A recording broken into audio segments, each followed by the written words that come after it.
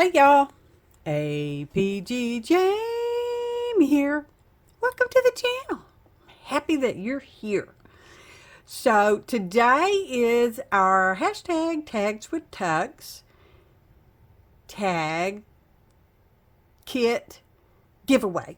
Random commenter, randomized.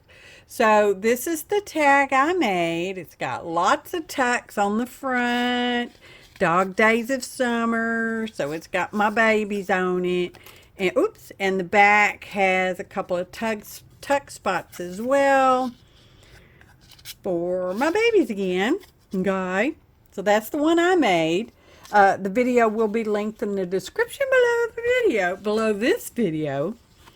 And this is the kit. It's got, some little paraphernalia pieces and a die cut section, and you get the pictures of my babies and stuff to make your tag with.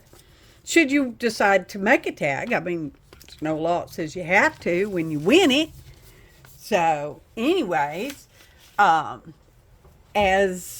is normal, I've already put the link into the video. We had 5 unique comments, which is our typical average for our tags with tucks that happens on the first Thursday of the month. And which is good odds for you. 1 out of 5 is not too shabby.